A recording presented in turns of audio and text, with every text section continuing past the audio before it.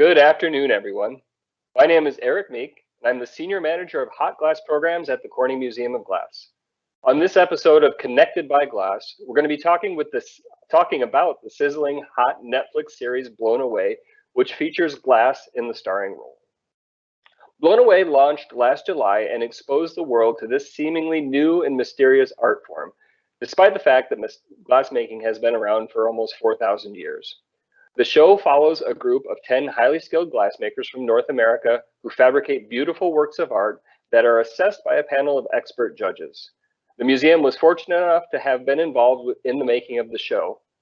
We're proud to have been part of the final episode and to have offered the new Blown Away residency as part of the prize package, which we'll talk about in a bit.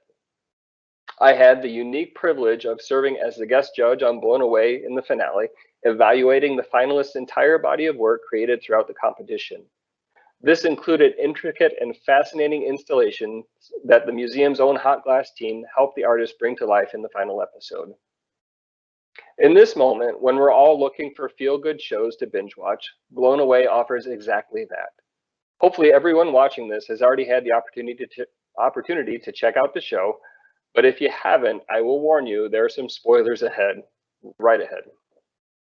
With that, I'd like to introduce our speakers today. We're very happy to be joined by Deborah, a wonderful artist from New York City and the winner of Blown Away Season 1. Alexander Rosenberg is also with us today. He's a glassmaker from Philadelphia and was a contestant on the show. The pressure was on for the contestants not only to wow a guest judge every week, but a renowned glassmaker who served as the show's resident evaluator, Kathy Gray. Catherine joins us today from the West Coast. And finally, we'll have Donna Luke, who made it all happen behind the scenes. She's the Vice President of Production for Marble Media, the Toronto-based production company that created Blown Away. I want to extend a huge thank you to all of them for taking the time to join our chat today. Nick Uhas, the host of Blown Away, was planning to join us today as well, but he had a last-minute conflict, so unfortunately he won't be able to be with us. So we're going to spend about 30 minutes talking about the series, and then we'll open it up for some questions. This will really be great if you chime in with questions to share at any time in the queue. Hopefully you'll see that there's a little button to click if you have a question that you want to share with the panelists today, and really dive deeper a little bit into the experiences of being on Blown Away and what's happened since for some of the artists. So I'd really like to thank all of the panelists for joining us today. And I think I'd really like to kick it off hearing from one of the contestants. Alex, can you tell us a little bit about how you found out about the show and what made you want to participate in it? Yeah, sure. There was like a single graphic call going around, like a single image going around that I think I saw on Facebook or Instagram or something, and you know, nobody knew what this thing was. There was this kind of cheesy graphic with some flame. At the time, I was like completely desperate for work. You know, I'd left kind of a secure job about a year earlier and was really kind of scrambling. So when I saw that there was something that would potentially pay me to do glass, I applied. You know, there was a lot of kind of controversy around the community. I think when the call first came out, you know, people were kind of concerned about how it was going to represent us and the work that we do. And I think everybody was pleasantly surprised. Yeah, I certainly remember that being a big factor in a lot of the talk about the series amongst the community of artists. So. So what sort of put it over the edge for you, Alex, that, you know, would be something that's safe to be involved in or something that you want to be associated with? I mean, again, if I'm going to be completely honest, you know, when you hear the words reality TV, my expectations were pretty low. You know, not knowing any of the people involved, just knowing, and I'm not really like a reality TV watcher myself, so like, I don't know, I think about shows like Cops or like, you know, that's kind of Project Runway maybe in the best sense, but but I just said, you know, I'm just gonna, you know, throw my hat in there because I really didn't have anything else going on. Sure, sure. I will share that right now we're having a little bit of a hard time getting Donna to tune in, and also Deborah. But Kathy, thank you so much for joining us today. I wanted to start out with a question to you and asking, you know, you're an artist and an instructor at a university. Can you share with us a bit about your professional experience that made you confident that you could be a good evaluator on the show?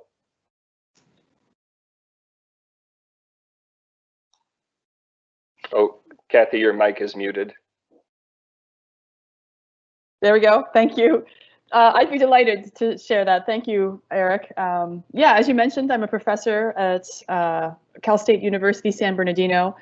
And so I do spend a lot of time working with students, looking at their artwork, helping them develop their ideas, figuring out ways to bring their ideas to life in glass, but also in other media. I teach outside of the glass area often and end up critiquing work a lot and lots of different kinds of work. And, you know, sometimes that can be pretty challenging, but after years of doing it, I feel like I've gotten pretty decent at it. And so I thought it would be within my wheelhouse, at least. I wasn't sure how it would go being on camera. I mean, I'm used to kind of being filmed and photographed while I'm blowing glass, but not necessarily while I'm critiquing. And so I was a little nervous about that. But, you know, the whole production company made it very fluid and very natural. And, you know, I realized pretty quickly they just, you know, they take tons of footage and then will, you know, obviously do a lot of editing. So I just sort of thought it'll be fine. I'll just go with it. And hopefully I say some good things enough that they have enough to work with in the end to make a good show. And when Kathy, when it came time to evaluate, I mean, did you click into instructor mode? I mean, did it feel like an evaluation that you would have had at school or critique? A little bit. I mean, it was unusual in that the artist wasn't present. I mean, that's not typical in an art school environment. Usually the student is there, maybe lots of other students as well. So that was different. Oh, sorry about that. But other than that, it was, I feel like it was very much similar to critiques that I've had or given, and even just the format of kind of walking around and looking at different pieces, saying good things and bad things about all the pieces was definitely something I do in my day job all the time. Yeah, and Alex, I mean, you've been involved in a lot of those critiques. Did you have that sense too? You know, this feels like I'm back in school. It's interesting to talk and to be able to talk about my work.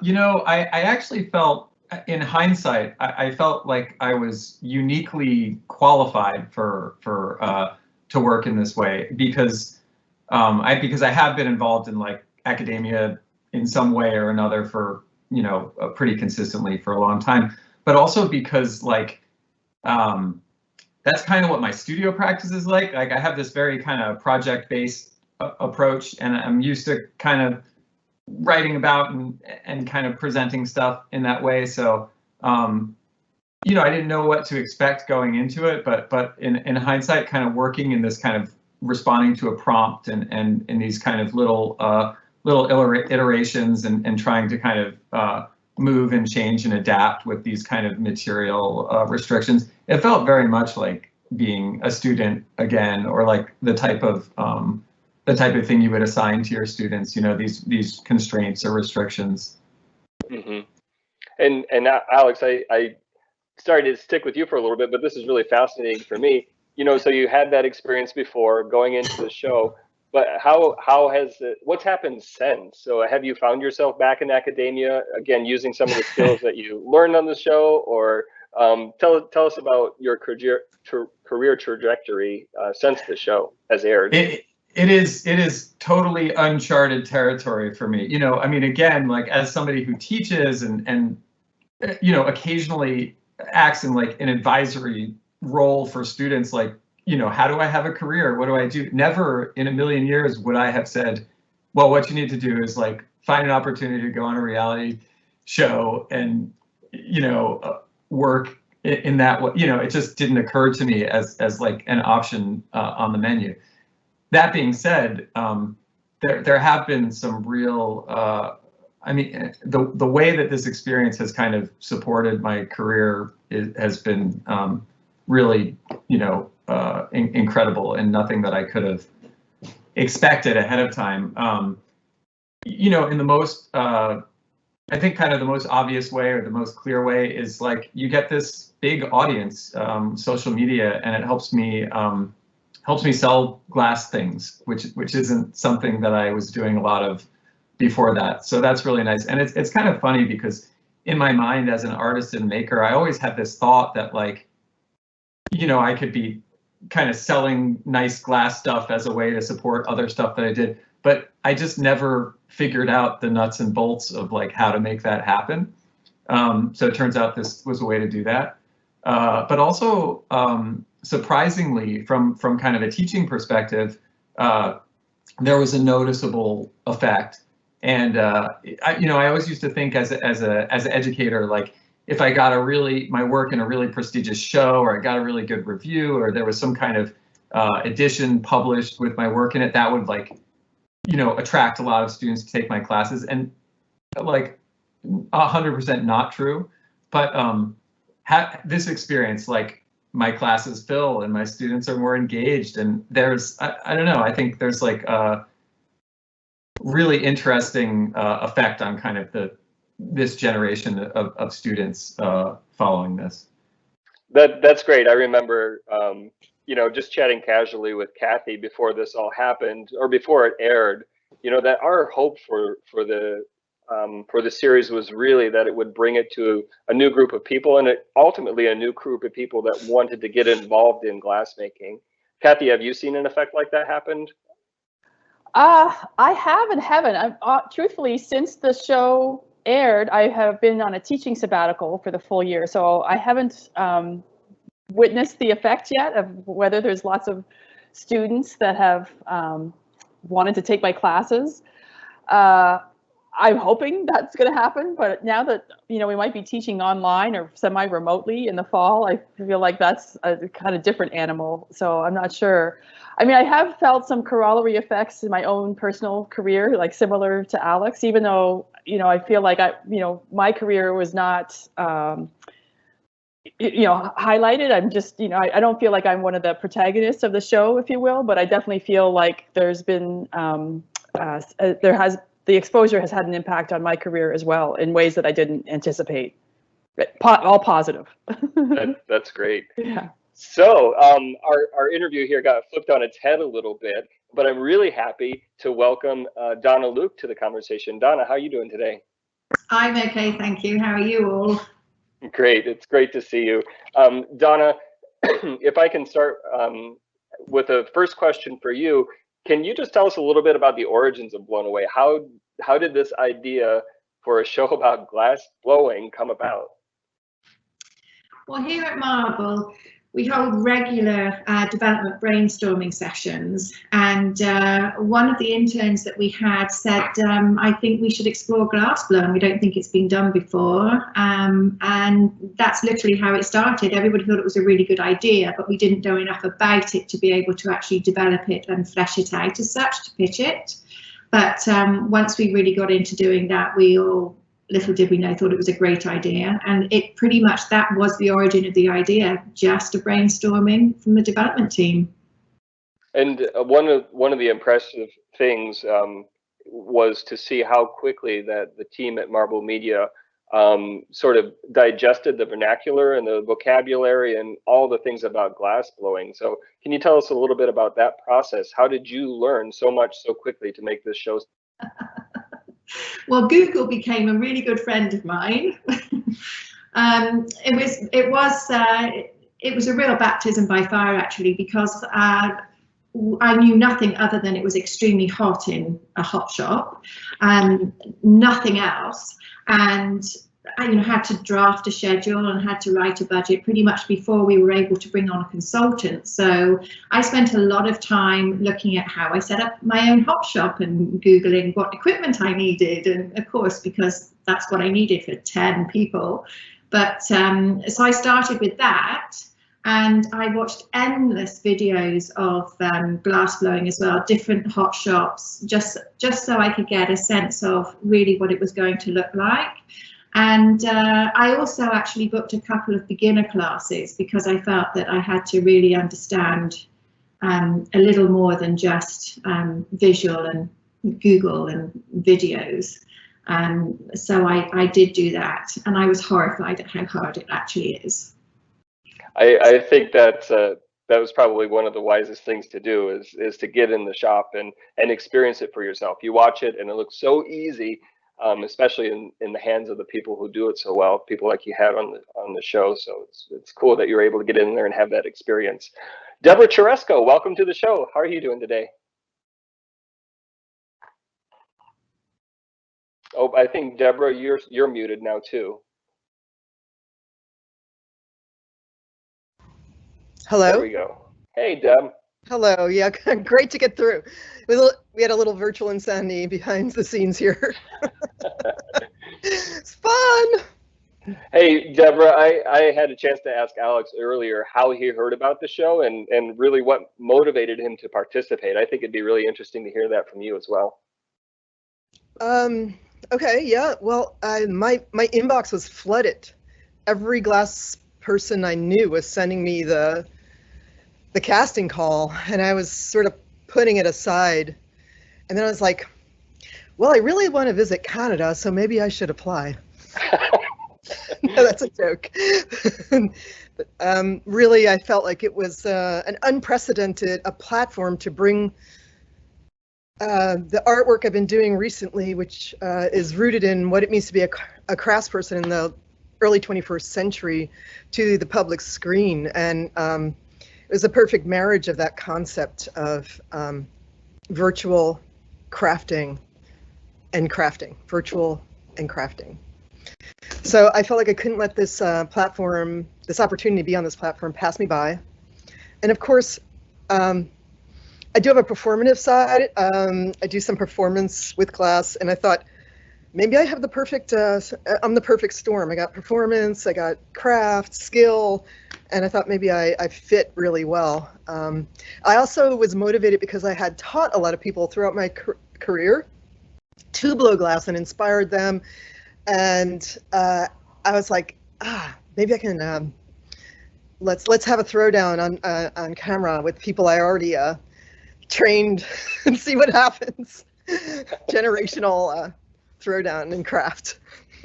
That's interesting to hear that, you know, you really approached it from the point of view that you wanted your voice to be heard. You wanted this platform to express yourself. Is that a fair statement? Totally fair, totally accurate. A friend of mine that was a glass blower and once said, if you have a platform, you need to use it.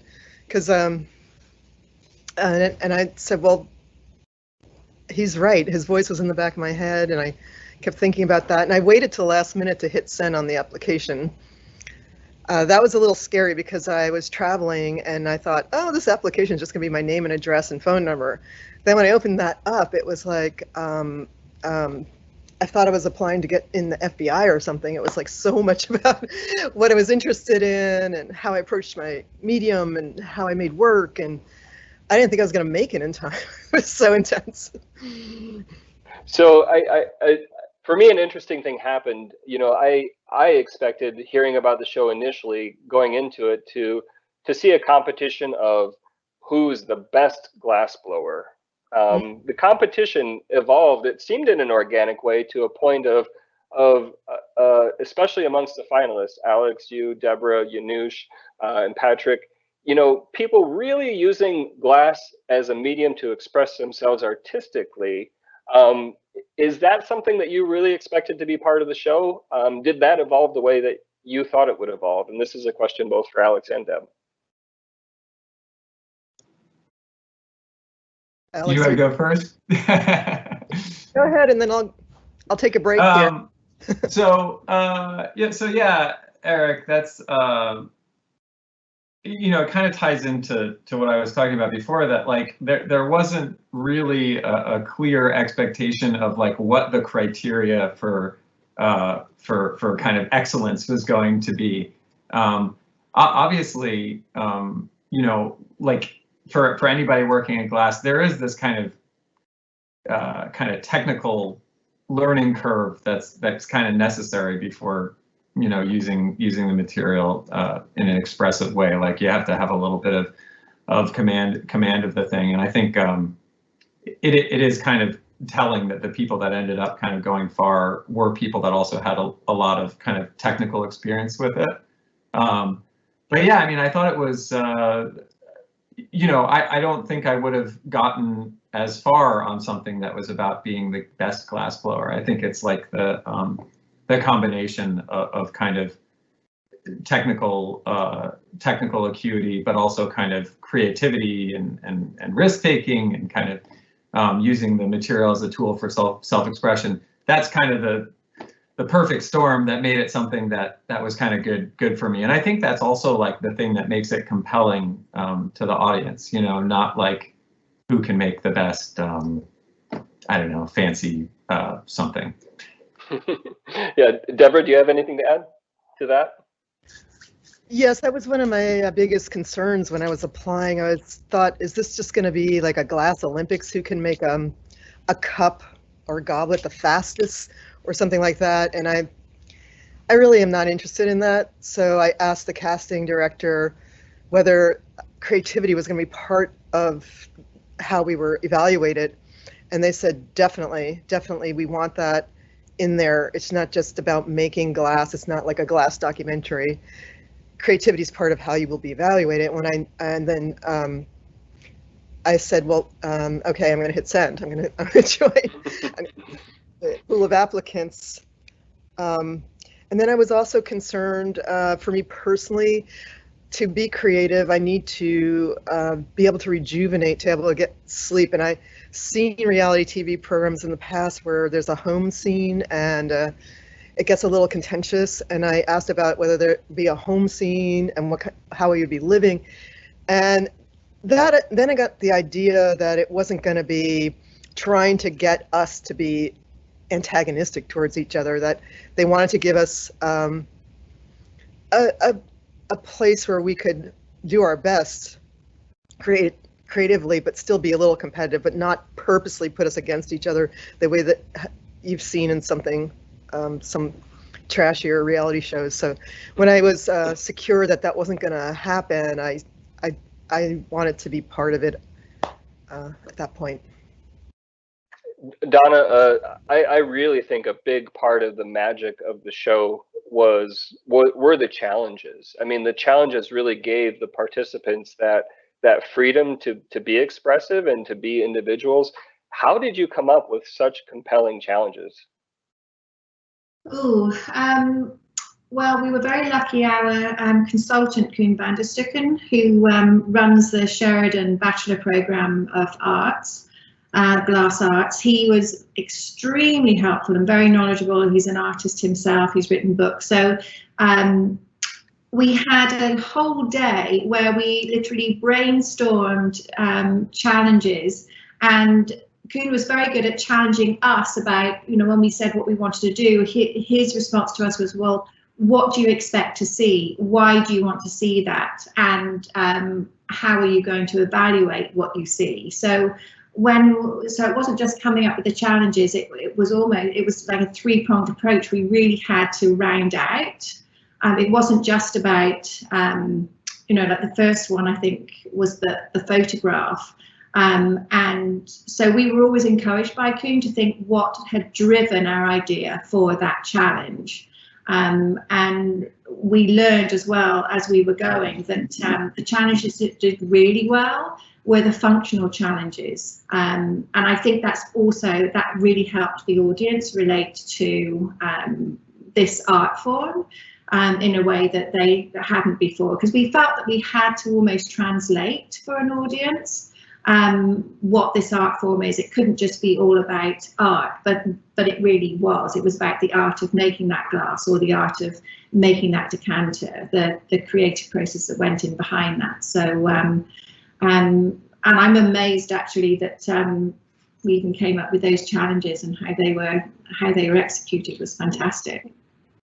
Yeah, I totally agree that the challenges were amazing. They really created an entry point, like you say, an entry point for the audience, an entry point for people who might not know a whole lot about glassmaking, and a really good way to become acquainted with the material and the artistic, creative possibilities of the material.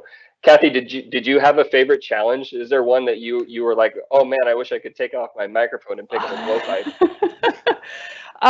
There was a few for sure, but I was going to add to what Donna said about the challenges. I think they were also, even though they were sort of semi-specific, but they were very open-ended, and I felt like they really illustrated, they had the potential to illustrate the range of approaches from each of the artists or the contestants, you know, at each stage too. So I think they worked really, really well. You know, some were definitely easier to kind of critique than others, you know, and certainly, you know, when you bring functionality into the equation, then, you know, how something works is a pretty clear-cut criteria, whether it works well, like whether a decanter pours or doesn't pour. It makes it pretty easy to decide whether something is meeting the criteria. But, you know, I was really intrigued by some of the ones that were a lot more, you know, artistic, for lack of a better word, I guess, where function wasn't necessarily first and foremost, because you really did have to kind of think about, you know, what was the artist trying to say? Was that coming across, and how they approached the challenge, and, you know, what they finally executed, and knowing that everybody was working under such, you know, pretty serious time constraints. You know, that is not typical for a lot of artists practicing in glass, but practicing in a lot of disciplines, and to be able to conceptualize and execute in such a short amount of time, and knowing what the stakes are in the final critique, I think can really also impact how you perform. And I think all the contestants really did that very, very admirably. Yeah, I didn't answer your question. I don't know if I have a favorite one. I'm sorry. That's all right. I'll give you a pass on this one. I know some of you may just be joining us, so welcome to any guests who are tuning in here to Connected by Glass. We're really pleased that you could be with us this afternoon. I did want to remind everybody that a big portion of our conversation today will be your questions. So if you see the little question box, make sure you click that and send in a question for Alex, Deb, Kathy, or Donna, and we'd love to hear from you and to answer those burning questions that you had about Blown Away, but have not been able to ask. Donna, I wanted to ask you, you know, obviously we are huge fans of Blown Away. We love it. We love how it came out. What is your sense? What is your sense of success of the show? I know it's really difficult to understand numbers and everything like that, but can you give us a little bit of a feeling of how the show has gone over for people who weren't already Glass fans? Well, I think we all know that we've enjoyed a phenomenal success from this series, more than we hoped. Or, you know, everybody, when you put out a show, you always kind of think as producers, this is the best thing we've ever done. But I do really believe that we achieved a lot with this series. And what I really like is we appealed to families. A lot of families watched the show. We had a massive amount of feedback from families saying how much they enjoyed watching it with their children. And I think that's not something that everybody does nowadays. You know, you don't sit in front of the television and watch a reality show with your kids. But so that was really good. And I think the series clearly made this art form very accessible to people. It encouraged people to go and try it. It's not something that they ever would have thought of doing before, but clearly that's what an awful lot of people did. And it garnered interest from all over the world. And I guess probably because glassblowing is done everywhere, but nobody really talks about it, or nobody really knows about it mainstream. Yeah, I know, just anecdotally from being at the museum and in front of a lot of people, one of the most common refrains we heard from people was, you know, this was the first thing in a long time that I've sat down and watched with my 6-year-old or my 16-year-old or my grown children. You know, so it was really nice to hear how the series was something that everybody could enjoy and enjoy it together. Yeah. Great. So Donna, this is one of the questions coming in, and we'll start with you. How has, I mean, obviously your impression of glass has changed greatly from whenever you started this 2 years ago, but how has your appreciation for glass changed since? Oh, I'm very picky about what I buy now that's glass. If where before I wouldn't really have thought about glass in the same way, but when I'm out and we are, you know, we're looking at glass, I look at how the light hits it now. I look at the inside of it, the colours, the shape of it. I have far more appreciation for what's actually gone into that piece of glass than I did before. Even a glass, even if I take a glass out of the cupboard. I mean, I'm fortunate enough that I have one of Alex's glasses that he made on the series, and I just the feel of it, everything. I'm very appreciative of, you know, that art form now in a very different way. Yeah, that's great. I know one of the joys of being in a craft is to be with these handmade objects. They really do enrich your life, and especially when you have a new appreciation for them, you know, through a show like this. Deborah, we have a question coming in for you. Can you tell us? I see some glass in the background. I see some potatoes, I think. Can you tell us? Yeah. Can you tell us what you're working on, or what, you know, what your next big plans are? Oh, sure. Yeah, nice. Thank you for that question.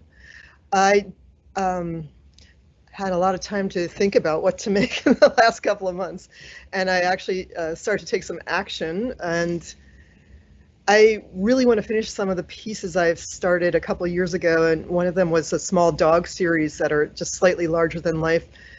I did a residency at the Museum of Glass in Tacoma a few years ago, and they made 4 dogs for me that are like a Chihuahua, Jack Russell, 2 others. To finish those pieces, I started to make a mold for a dog carrying crate. That's my first.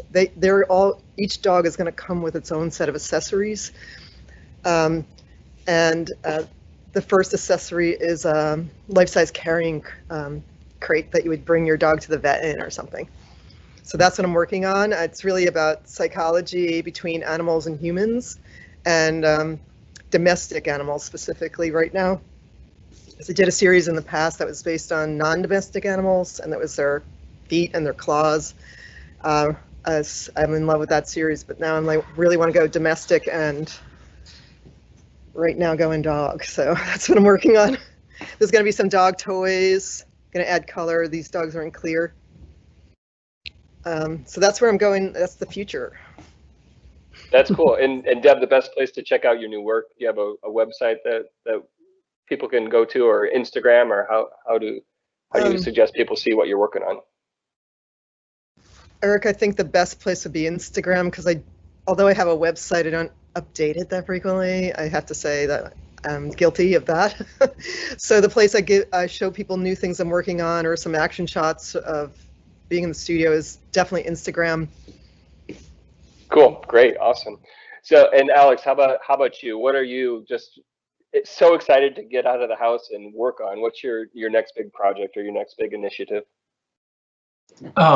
Well, I kind of have a few things going on, which is exciting. I have, and you know, like our current situation has thrown a little bit of the scheduling in the works, but I'm doing a residency here in Philadelphia where I live called RARE, which stands for Recycled Artists in Residence. It's I'm working with basically like the construction waste dump. It's a place called Revolution Recovery, where to learn a little bit about like the way different materials are processed and gain access to them given a studio space. And I'm working on this kind of like survival guide for the late Anthropocene, where like we use these kind of human industrial waste materials to practice like bushcraft survival, like kind of how you might have to. And these are 100% like ideas that I was starting to have like, while we were working on the series, which is cool. And then kind of continuing on in that same vein, I was very fortunate to be named the 2020 Proctor Fellow at ANU this year. So I'll be traveling to Australia and working with the university and in the field on kind of a similar project, but looking specifically at glass as like this material for human survival. Trying to think about sustainability and how we might reuse that material in a way that's like helpful for moving forward. Doing a little bit of a teaching, but yeah, more than anything, I just want to like get in the studio and make some glass. That's great. At this point, we all do. Every glass maker wants to get back in that glass studio for sure. Another question that's come in. This is a fun question for the contestants. How were you informed that you were selected, and what instructions did they give you prior to coming to set? So Deborah, why don't we start with you with that one? Well, being informed was a multi-step process. We had to get interviewed a couple of times, and so we made it into different tiers of being accepted. And then when we got the final video, before videoing was so popular, we had a video chat. I happened to be in the Canary Islands in some Airbnb, and the website went down. I mean, the web went down, and I had to log back. It was kind of dramatic. And then it was just a waiting game, wait and wait and wait. And I'm like, geez, the time they said we were going to have to be there is coming up soon. I hope they tell me, because I have stuff I need to, like, responsibilities I need to take care of, work, etc. And then finally there was a call as I was walking on 3rd Avenue in Brooklyn, and I answered my phone, and they're like, "You've been accepted, congratulations." And I'm like, okay, great. Let me go back. They're like, "You better get here in like 2 weeks." It's like, so packed a huge amount of clothes because we needed to have 10 looks apparently for the gallery scene, and took that serious. So I tried to get a lot of clothing together, and it's basically a phone call. I felt like I was getting close. I don't know how many people they narrowed it down to. But I was really nervous. I wanted to do it at this point. I really was like convinced this was the next best thing for me. So yeah, thrilled about that. That's cool. So Alex, similar for you, did you have 2 weeks to get 10 outfits rounded up? That'd probably take me 2 weeks to do. It occurs to me, I mean, not to make a big point of it, but like I was like really broke, really broke, and I didn't have 10 outfits, or like at least like of completely different things. So there was a little bit of, I remember, I mean, everybody was so, accommodating and great, but I brought what I could. I think logistically, it was another thing where I was adjuncting how I am right now at Salem Community College. And my boss, who's like a really supportive and wonderful friend, was like, I was shocked that she was kind of okay with this thing where I was like, okay, well, I can't really 100% tell you what I'm doing, and I'm gonna have to maybe disappear at the drop of a hat for like between 3 days and 8 weeks, and I'll just have to kind of tell you. But like, I think it'll be good for everybody, and she was like, okay. Which is kind of amazing. And again, just it was really nice. I mean, it was good to kind of like get away for a minute and go somewhere and like, stay in a hotel, we eat at the hotel bar and stuff like that. There were a lot of kind of nice things about it. It's something I think people don't realize, is that you literally just had to drop away without a whole lot of information for 8 weeks, right? Yeah. So I did want to reiterate for anybody who's joined us late that that the conversation today is going to be on YouTube as well. So if you missed the beginning, make sure to check the YouTube channel. In a couple of days, this whole recorded conversation will come up, and you can watch it from the beginning. So thank you all for joining us today and being part of this fun conversation with 2 of the participants and blown away 2 of the contestants. Deborah and Alexander, Kathy Gray, and Donna Luke, the producer of the show. It's been a really fun conversation today. I'm gonna send it back to you, Kathy, just for one quick last anecdote. You know, a 23-minute episode, it's a distillation of days of work. There's a whole lot we missed. Is there any just fun anecdotes or anything that you want to share? Anything that happened on set that comes to mind of a pleasant interaction that might paint a picture of the interaction between the contestants and you and the other hosts and the production team? Well, honestly, you know, as you know, I'm also a glass artist, and the whole show has 10 other glass artists, but off camera, I was not allowed to interact with them. My only interactions were on camera. And so that felt really weird and awkward. It was like there was like this glass wall between us, like this invisible barrier kind of thing. So I wouldn't say I have like any anecdotes, funny or otherwise, with the glass artists, but I do remember just thinking, as my screen just changed. Is that okay? We can still hear you. It's okay. Okay, great. That, you know, as we, you know, when we're walking around critiquing artwork, you know, the producers always want us to say, you know, good things and bad things about each piece. Totally reasonable. You know, that we haven't decided at that point who is the winner of that particular challenge, who might be going home, kind of thing, and they just want to make sure they've got, you know, footage for everything to cover all of their bases.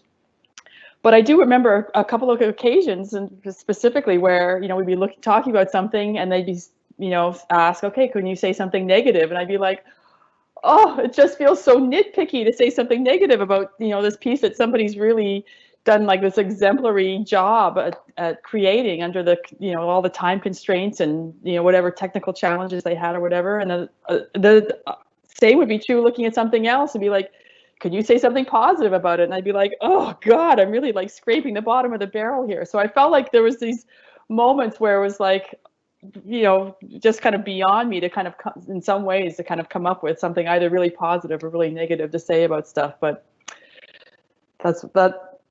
that was my own personal challenge, I guess, with that. But I'm sure Alex and Deborah probably have more anecdotes about things behind the scenes. Well, it's certainly fun to hear your perspective there. I know, again, when you see that polished 23-minute episode, you know, you don't know what's going on behind, and I think, I mean, for me, one of the great things to see was just how the personality and the dedication to the craft really shone through. You know, like everyone's focus and love for the material really came through. It was so much fun to be a part of, so much fun to watch, so much fun to see how successful it's been. Donna, there's been a lot of curious about whether there'll be a second season. Is there anything that you can share about the future of Blown Away? Well, we know that Netflix really liked it. We know that they were very happy with the success. So we are in ongoing optimistic talks with them. I shall say that. Excellent. I will actually say that actually they did enjoy the series so much that some of their execs actually went and took, they had, I think, a team building day, and they tried glass blowing themselves. Wow, that's a pretty serious endorsement. That's fun. You know, that's exactly the result that a lot of us wanted this show to have, and that is, you know, for it to really broaden people's appreciation for the craft and maybe even want to try it.